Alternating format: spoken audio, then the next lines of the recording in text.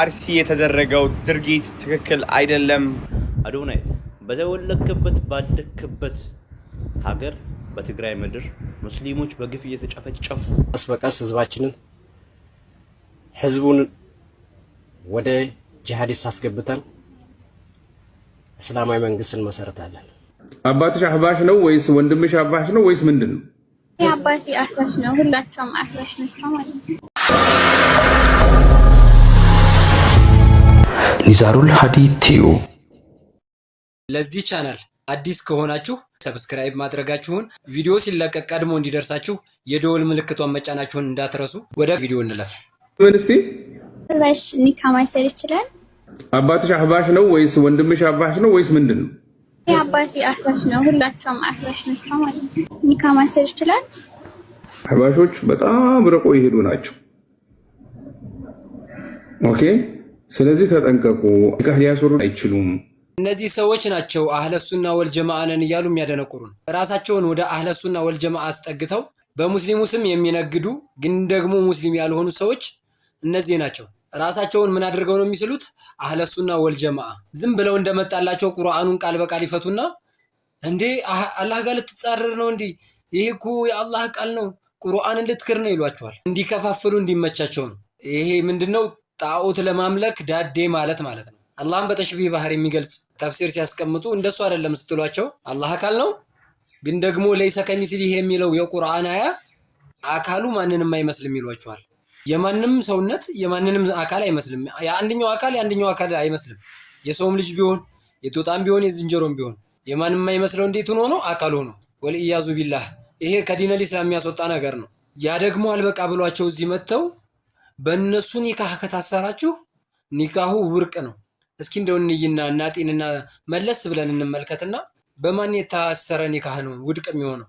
አላህን ጅስም በሚል አላህን አካል ነው የሚል ያ አካል እያለ አላህንም ያጥራራው አላህን በፍጡር ባህሪ የማይመስለው አጥርተን እንገዛ የሚለው ደግሞ የሚያስረው ኒካህ አይበቃም። የማንንም ውዴታ ፈልገን አይደለም እንደዚህ ቪዲዮ የምንሰራው፣ የማንንም ደግሞ አድናቆት ሽተን አይደለም። በእያንዳንዳችን ላይ ግዴታ ነው ሐቅን ማሳወቅ። ስለዚህ አሁንም ነገም ከነገ ወዲያም ከነዚህ ሰዎች ጋር እኛ ጸብ ኖሮን አይደለም የሆነ ተነስተን ቪዲዮ የምንሰራው። በሙስሊሙ ስም ሊነግዱበት አይገባም። ወደ ቀጣይ ቪዲዮ እንለፍ። አርሲ የተደረገው ድርጊት ትክክል አይደለም። በጣም ያሳዝናል። በጣም አዝኛለሁ። ሁላችሁም እንደተጎዳችሁ እርግጠኛ ነኝ። ለሁላችንም መጽናናት ይስጠን፣ ብርታቱን ይስጠን። እኔ ዱባይ ስለሆንኩኝ ባካችሁ በአላህ ይዣችኋለሁኝ። ሁሉም ሙስሊም የሆነ ሰው ይህንን ቪዲዮ ሼር፣ ኮፒ ሊንክ በማድረግ አዶናይ እንዲያዩ ያደርግልኝ። አዶናይ በተወለከበት ባደከበት ሀገር በትግራይ ምድር ሙስሊሞች በግፍ እየተጨፈጨፉ ሞተው መቀበሪያ እያጡ ቁርአን እየተቃጠለ መስጊድ እየተቃጠለ አንድ ጊዜ ወጥተህ ድምፅ አልሆንክ። ግን አሁን በራስህ ሲመጣ ደቂቃ እንኳን አልፈጀብህም። እየሮጥ ከመተ ቪዲዮ ሰራ። እኛ ሙስሊሞች ግን አንተን እንደዚህ ኤክስፔክት አድርገን አናውቅም፣ ለደቂቃ እንኳን ማለት ነው። በሃይማኖት በምን ትመጣለህ ብለን አላሰብንም ነበር። ግን አንተ ይሄው አደረግከው። እኛ ሙስሊሞች በጣም ነበር የምንወድህ። አንተ ደግሞ በምላሹ እኛን መልሰህ ስለወጋህን እናመሰግናለን። ምላሻችንን አግኝታለን። ለእርሱ የምታሽቃብጡ ሙስሊሞች ይሄው አምባሳደር አደረጋችሁ። ስለማን ነበር እየተናገረ የነበረው? ስለ አዶናይ ነው። ከእስልምና ውጭ የሆነ ሰው ነው። እምነቱም ደግሞ እስልምና አይደለም። ሲቀጥል ደግሞ መለስ ብለን ማየት ግድ ይለናል። የሆነ ሰዓት ላይ ታስታውሳላችሁ ለባቡል ሀይር ገቢ ማሰባሰቢያና ፎሎ ማሰባሰቢያ ተብሎ 100,000 እንዲገቡ ተብሎ ታስታውሳላችሁ። ባቡል ሀይርን 100,000 ለማስገባት አዶናይ ነበረ ሰዎችን ሲቀሰቅስ የነበረው፣ ፎሎ እንዲሞላ ያደረገውና ብሩን እንዲቀበሉ ያደረገው። የመሰረተው ሙስሊም ነው ብሎ ይሄ ልጅ ወደ ኋላ አላለም። ሄዶ ባቡል ሀይር ያንን ቻሌንጅ አሸንፎ 10 ሚሊዮን ብሩን እንዲቀበሉ ካደረጉት አንዱ አዶናይ ነው። አንፎሎ ቻሌንጅ ይጀመር በማለት በአዶናይ ላይ ሲጀመር እንደዛ እንኳን ባያደርግ ከዚህ በፊት እምነቱ ኦርቶዶክሳውያን ይሄ ልጅ መብቱ ነው። ስላንተ እምነት ጠበቃ የመሆን ግዴታ የለበትም። ግዴታ እስከሌለበት ድረስ ወጥቶ ስላልተናገረ አንፎሎ ቻሌንጅ መጀመር አለብን አይባልም። የእሱ እምነት ተከታዮች ጥቃት ደርሶባቸዋል፣ ያንን አውግዟል። እዚህ ጋር እንደውም የሚመስለው ጥቃቱ ላይ አንተ እጅህ ያለበት ነው። ለምን ሞቱ ብለህ ድምፅ ሆንክ እያልከው ነው። አንድ ሰው ድምፅ የመሆን መብት አለው፣ ያለመሆን መብት አለው። በግዴታ ግን በማስፈራራት ድምፁን አይባልም። ይሄ ነውር ነው። ይሄ እስልምና መገለጫም አይደለም። ይሄ ከእስልምና ያፈነገጡ አካላቶች የሚጠቀሙት ባህሪ ነው። እና ከዚህ ድርጊታችን ልንቆጠብ ይገባል። እንደ ሀገር ድምፅ መሆን ይችላል፣ አለመሆንም ይችላል። የራሱ የሆነ የሚያምንበት እምነት ነው። ሲነካበት ድምፅ ሊሆን ወጥቷል። ማድረግ ያለበትን ያደረገው። ስለዚህ ከእንደዚህ አይነት ሰዎች ጎን ቁማችሁ እንደዚህ አይነት ነገር የምታራግቡ ሰዎች በጣም የሚያስጠላና ከአንድ ሙስሊም የማይጠበቅ ነው። ወደ ቀጣይ ቪዲዮ እንሂድ። የሚገርመውን አሁን ይሄ ሁሱ ኩሱ የምትሉት ሳይሆን ዑለማ የሚሏቸውም ሀታ በሙፍቲነት ደረጃ የተቀመጡትም ቢሆኑ አሁንም ቢሆን ሳያፍሩ የሰለፎችን አንዲትም አታመጡ እንደዚህ ብሎ እንዳለ ቃል በቃል ነው የምናስቀምጠው። እዛ ተፈለክ ሄደህ ቁርአኑ ጋር ተጋጭ እንዲህ በል ምናምን ሲሉ ሲፎክሩ ወታደር የሚያሰለጥኑ ይመስላሉ። ይሄ አያዋጣም። እንዲያው ማለት ሁጀጆቹ ያሉት ማስረጃዎቹ ዲባቅ የሚመቱት ጭንቅላት የሚበቱት ማስረጃዎች አህሉ ሱና ወል ጀማዓዎች ጋር ነው። ሼህ ኢብራሂም ያው የሆነ ያለውን ነገር ነው የተናገሩት። ልክ ነው። ቅድም እየተናገርኩት ነበረ። የሆነ ችግር ሲፈጠር ነው ተወያዩ ስንላቸው የማይመጡት ሙሉ መረጃው ስላለን ነው። የኛ ቀደምቱ ዑለሞች ስለሆኑ ትክክለኛውን አህለ ሱና ወል ጀማዓ መንገድ የያዙት። ሐቅን የያዘ ለመወያየት አይፈራም። ሐቅን የያዘ ደግሞ ወደ ኋላ አይልም። እነዚህ ሰዎች ባዙሪት ከኛ ጀርባ ሆነው እኛን ያሙናል እንጂ እኛ ፊት መጥተው መቆምና መወያየት አይችሉም። ይህን ደግሞ እንኳን አይደለም ሸሆቻችን ጋር መሻይሆቻችን ጋር አይደለም አንድ ተራ ደረሳቸው ጋር መወያየት አይችሉም። ሚዲያ ስላገኙ ብቻ የፈለጉትን ነገር ይናገራሉ። ከዛ ሰውን ወደ ጥመት ይወስዳሉ። ኦንላይን ቂራአት ይቀራሉ። እነሱ ጋር የማይሆንን የተሽቢህ አጀንዳ ያቀሯቸዋል። እዚህ መጥተው ከዑለሞች ጋር ከሐሪማ ባለቤቶች ጋር ከተለያዩ መሻሂዎች ጋር ተጋጅተው ቁጭ ይላሉ። እንትናን ታመልኩታላችሁ እስከ ማለት ድረስ ይደርሳል። ለምን? ቀጥታ ከነሱ ነቅል አድርገው በኦንላይን ስለሆነ ያን ቂራአት የሚቀሩት ምንም ሰነድ ስለሌላቸው። እንደዚህ አይነት ሰዎች ናቸው እንግዲህ መጥተው ወይ ዑለሞች ፊት ቆመው አይወያዩም። የተሽቢህ ባህሪ ላላህ ሰጥተው ለሌሎችም የሐቅ ባለቤት መስለው የሚያስተምሩት እነዚህ ሰዎች ናቸው። እና አሁንም ሁሌም እንደምንለው ከነዚህ ሰዎች እንጠንቀቅ ነው። ሼህ ኢብራሂምም እያስተላለፉ ያሉት ያንን መልእክት ነው። አላህ ሀያታቸውን ረዘም ያድርግልን፣ አላህ ያቆይልን፣ የምንጠቀምባቸው አላህ ያድርገን። ወደ ቀጣይ ቪዲዮ እንለፍ። እስልምናን ስቀበል በካፊር ነው አላህ ዳዋ ያደረገልኝ። ስለ እስልምና የምሰማበት አጋጣሚ አልነበረ። ሰፈር ላይ ሙስሊም የለም፣ በዘሬ ሙስሊም የለም። ስለ እስልምና ማቀበት አጋጣሚ አልነበረ። ነገር ግን አማራ ክልል አንዳንድ ቦታዎች እስልምናን ጠል ናቸው፣ ይጠላሉ እስልምናን። ግን ለእስልምና ሀቅ መስካሪ ደግሞ ናቸው። አማና አደራ የሚያስቀምጡት ሙስሊሞች ቤት ነው። አላህ ለሻለት ሂዳያን ይሰጣል። ያም ወንድማችን ያጋጠመው እሱ ነው። እሱ ለፈለገው ሰው በፈለገው መንገድ ሂዳያን ይሰጣል። የፈለገውን ይመራል፣ የፈለገውን ያጠማል። በጣም የሳምንቱ ያየሁት አስተማሪ ቪዲዮ እሱ ነው። ለሌሎችም አስተማሪ ይሆናል። በዚህ ውስጥ እያለፋችሁ ያላችሁ ሰዎች አላችሁ። ሰው እንደዚህ ባደርግ ምን ይለኛል፣ ሐቅን ብቀበል ምን እሆናለሁ? ይህ ፍራቻ ያለብን ሰዎች እውነትን መናገር የመኖር እድሜን ቢያሳጥር ኖሮ ረሱላችን አለይሂ ሰላቱ ወሰላም ምድር ላይ አንድ ቀን አይቆዩም ነበር። አንድ ቀን አይደለም 1 ሰዓት አይቆዩም ነበር፣ እውነትን እንደሳቸው የተናገረ ስለሌለ።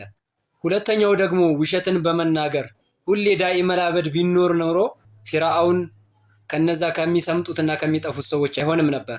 አና ረቡኩም ለአላ ስላለ ልትገዙኝ የሚገባው እኔን ነው ስላለ ውሸትን የሰው ልጅ ስለተናገረ ሁሌ ምድር ላይ ቢኖር ኖሮ እሱ እንደዛ ለሰዎች መተራራቻና መተዛዘቢያ ሆኖ አይጠፋም ነበር። ስለዚህ በቻልነው ልክ እውነታን እያወቀ ግን ደግሞ ምን ይሉኛል ብለን ልክ ወንድማችን እንዳለው እውነትም ብንይዝ ደግሞ የሚደርስብንን ነገር አስበን ወደ ኋላ ያለን ወንድምና እህቶች ይህ ቪዲዮ ለኛ ነውና መማሪያ ሊሆነን የሚገባ ቪዲዮ ነው።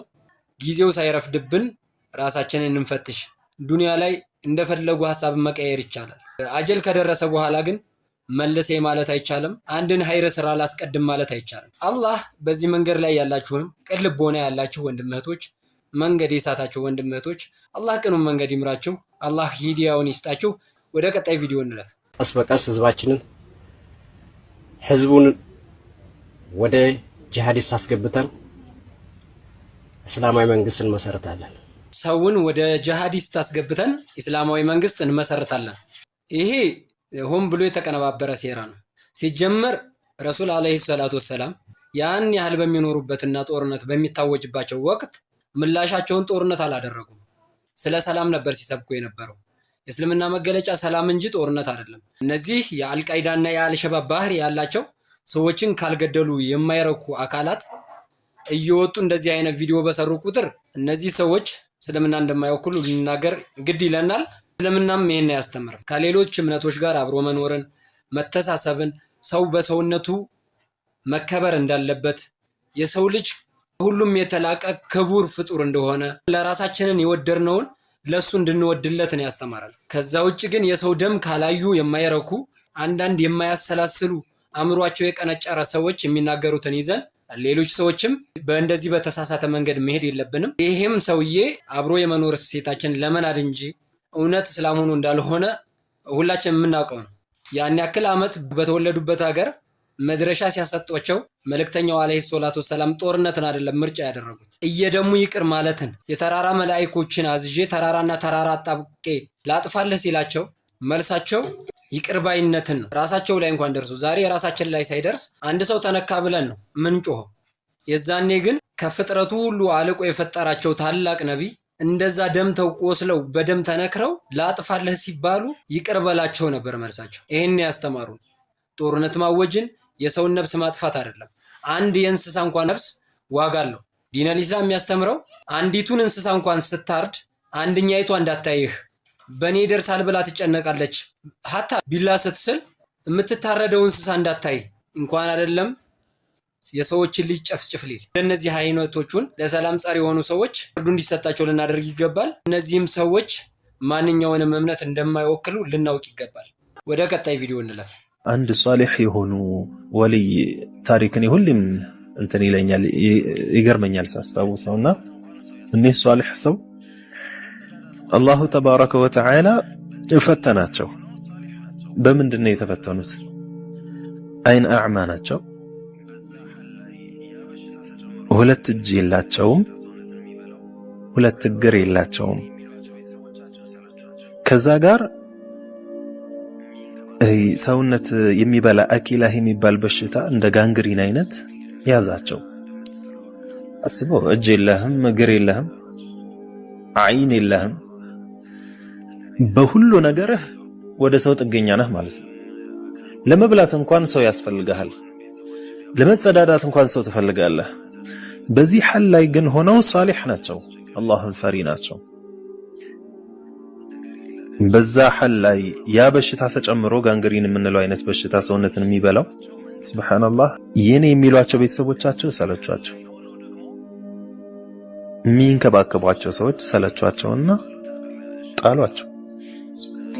እቃ እንደምትጥለው በቃ የማያስፈልግ መንገድ ላይ ጣሏቸው። ሱብሃንአላህ፣ ያኔ ከባድ ነው ነገሩ። አይደለም አካል ጎሎብህ ጤነኛ ሆነህ እንኳን ቤተሰቦች ቢያባሩህ ከቤትህ የጎዳና ተዳዳሪ ብትሆን ምን ያክል እንደምትቸገር የታወቀ ነው አይደለም?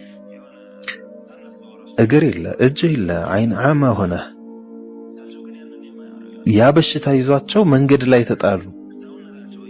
በዛ ሐል ላይ ሆነው ደግሞ የሳቸው በሽታ ይህ አኪላ የሚባለው ታውቃለህ፣ ሽታ አለው፣ ነፍሳትን ይጠራል።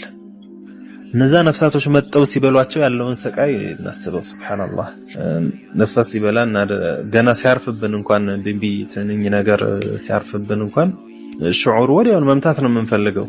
ሲበላን እንኳን እንዴት ነው እየቻልን እያየን መቼም እንበላትም አይደለም እንዴ?